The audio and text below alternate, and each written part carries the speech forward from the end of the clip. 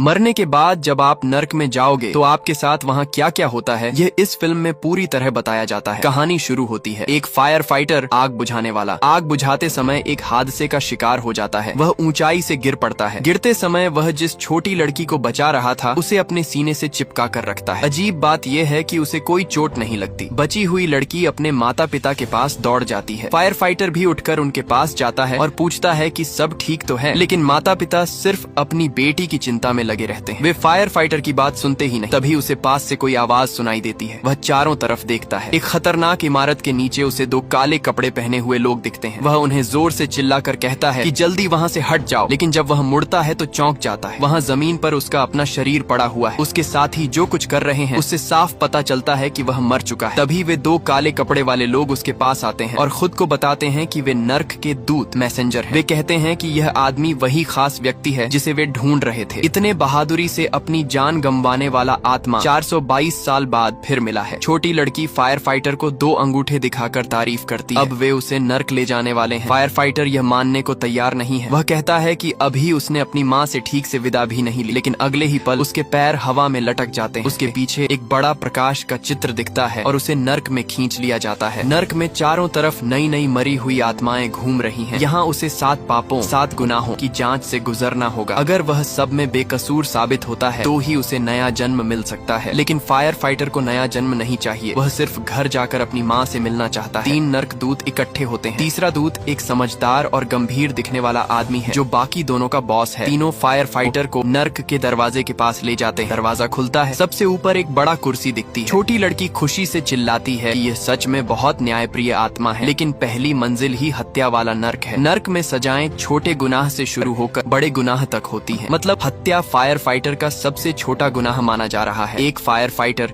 जो रोज लोगों की जान बचाता है उसे हत्या का आरोप लगाया जाता है। फायर फाइटर कहता है कि उसने कभी किसी को मारा नहीं, लेकिन दूत समझाते हैं कि अगर तुम्हारी बातों, हरकतों या सोशल मीडिया की हिंसा से किसी की मौत हो जाए तो वह भी हत्या का गुनाह माना जाएगा। अचानक फायर फाइटर के पैरों के नीचे का पत्थर फट जाता है और लावा का ज्वालामुखी बन जाता है। नीचे देखने पर अनगिनत आत्माएं जल रही हैं। वे सब जिंदगी में हत्या जैसे पाप करके आए हैं। फायर फाइटर दया आकर किसी को बचाने की कोशिश करता है, लेकिन जैसे ही वह किसी का हाथ पकड़कर ऊपर खींचता है, एक भयंकर चेहरा वाला व्यक्ति उसे डांटता है। वह हत्या वाले नर्क का राजा दावांग है। दावांग पूछता है कि एक आग बुझाने वाले काम में तुमने अपने साथी को बचाने क्यों छोड़ दिया, जिसकी वजह से वह मर गया। फायर फाइटर शर्म से कुछ बोल नहीं पाता। 2 जज मिलकर उसे डरपोक और अपनी जान बचाने वाला बताते हैं और सजा देने की तैयारी करते हैं। तभी फायर फाइटर की तरफ से बचाव करने वाला नर्क दूत आगे आता है। वह सच्चाई बताता है। उस वक्त इमारत गिरने वाली थी। साथी ने खुद कहा था कि पहले तुम अंदर जाकर लोगों को बचा लो, फिर मुझे बचाना। उस दिन फायर फाइटर ने 8 लोगों को बचाया था। जब वह साथी को बचाने गया तो इमारत गिर गई। सब सुनकर दावांग फैसला सुनाता है कि फायर फाइटर बेकसूर है। नर्क की यह सुनवाई फायर फाइटर के दिल से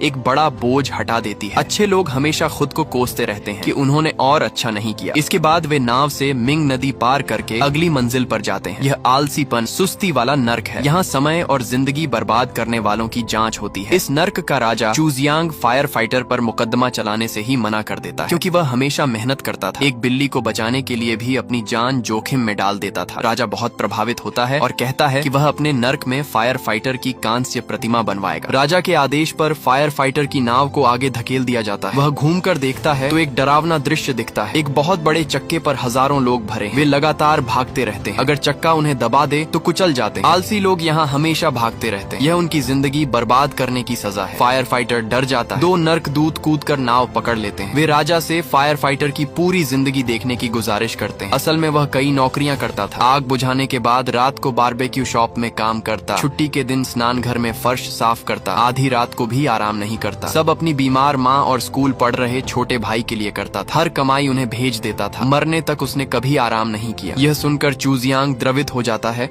और फायर फाइटर को बेकसूर घोषित कर देता है। फिर वे तीसरी मंजिल की ओर जाते हैं। रास्ते में बहुत सारी गुस्साई हुई आत्माएं, अन्याय से मरे लोग आ जाती हैं। 2 दूत हथियार निकालकर फायर फाइटर की रक्षा करते हैं। आत्माओं को मारते समय वे बताते हैं कि तुम्हारा कोई रिश्तेदार दुनिया में अन्याय से मरा है, उसी की वजह से यहाँ बवाल हो रहा है। फायर फाइटर घबरा जाता है और सबसे पहले अपनी कमजोर माँ का ख्याल आता है। किसी तरह आत्माओं से बचकर निकलते हैं। मुख्य दूत दुनिया में जाकर पता लगाने जाता है कि कौन अन्याय से मरा है। वह फायर फाइटर के घर जाता है। वहाँ माँ को जीवित देखता है। माँ बोल नहीं सकती, इशारों से पूछती है कि तुम कौन हो। दूत आंसू बहाकर झूठ बोलता है कि वह फायर फाइटर द्वारा बचाया गया व्यक्ति है। माँ की आंखें नम हो जाती हैं। वह दूत को गले लगा लेती है। वहाँ पता चलता है कि अन्याय से मरा हुआ फायर फाइटर का छोटा भाई है। भाई की आत्मा दूत को देखकर भाग जाती है। दूत पीछा करता है। भाई की मौत का राज पता चलता है। सेना में ड्यूटी के दौरान एक नए सिपाही की बंदूक अनायास चल गई। भाई घायल हो गया, लेकिन मिडिल लेफ्टिनेंट मीडियम अधिकारी ने अपनी तरक्की बचाने के लिए भाई को जिंदा ही दफन करवा दिया। भाई एक दिन तक जमीन के नीचे जिंदा रहा और मरकर बदला लेने वाली आत्मा बन गया। अधिकारी ने झूठ बोला कि भाई भाग गया। डिजर्टर। नया सिपाही डर और अपराध बोध में जी रहा था। दूत ने सब देखा। आखिरकार नया सिपाही माँ के पास जाकर सच बताने और खुद को फांसी लगाने जाता है। भाई की आत्मा अंत में नया सिपाही को बचाने की गुजारिश करती है और कहती है कि अब वह उसे माफ कर चुका है। भाई की नाराजगी शांत हो जाती है। दूसरी तरफ फायर फाइटर ने झूठ, अन्याय और विश्वासघात वाले नर्क पार कर ली, लेकिन हिंसा वाले नर्क में समस्या आ गई। स्कूल के समय उसने छोटे भाई को बिना वजह पीटा था। भाई बहुत कमजोर और कुपोषित था। पीटने के बाद वह घर छोड़कर चला गया था, इसलिए भाई ने कभी माफ नहीं किया। इस नर्क का राजा उसे दोषी ठहराता है। सजा देने वाला होता है तो बाकी दो दूत मदद मांगते हैं। मुख्य दूत भाई के शव के मामले में व्यस्त। वह कहता है कि आखिरी नर्क के साथ मिलाकर एक साथ सुनवाई करो, लेकिन अगर असफल हुए तो दोनों नर्क की सजा मिलेगी और हमेशा के लिए नर्क में रहना पड़ेगा। माँ को पता चलता है कि बेटा भागने वाला नहीं था। वह सेना छावनी में जाती है। अधिकारी माँ को धक्का देकर गिरा देता है। भाई यह देखकर फिर से गुस्से वाली आत्मा बन जाता है। वह बहुत बड़ा होकर अधिकारी पर हमला करता है। दूसरी तरफ नर्क में भी तूफान आ जाता है। फायर फाइटर रेत में फंस कर दबने लगता है। बड़े भाई को देखकर चौंक जाता है। दूत उस वक्त उसे पकड़ लेता है। आखिरकार वे अंतिम नर्क, परिवार संबंधी नर्क पहुंचते हैं। यहाँ फायर फाइटर का सबसे बड़ा गुनाह था परिवार को चोट पहुंचाना। यहाँ यमराज खुद फैसला सुनाते हैं। फायर फाइटर को बोलने का मौका भी नहीं देते। उस रात उसने माँ को भी मारने की कोशिश की क्योंकि दोनों बच्चे परिवार नहीं चला सकते। भाई ने रोकर रोका था। माँ को सब पता था, लेकिन जब भाई माँ के सपने में जाता है और माँ से कहता है कि वह बड़े भाई को माफ कर दे, तो माँ बोलती है कि उसने कभी भाई को दोष नहीं दिया, सब गलती अपनी मानती। माँ और छोटे बेटे का गले मिलना देखकर सब भावुक हो जाते हैं। फायर फाइटर माँ के पास दौड़कर गिर पड़ता है। माँ ने माफ कर दिया तो नर्क उसे सजा नहीं दे सकता। आखिर में फायर फाइटर को नया जन्म मिल जाता है। अपनी जिंदगी में हम परिवार को बेहतर जीवन देने के चक्कर में बहुत मेहनत करते हैं, लेकिन भूल जाते हैं कि उन्हें सबसे ज्यादा जरूरत हमारा साथ और वक्त की होती है। अगर आपके पास मौका है तो अपने परिवार को समय दो और हमारे चैनल को लाइक और सब्सक्राइब करना ना भूले।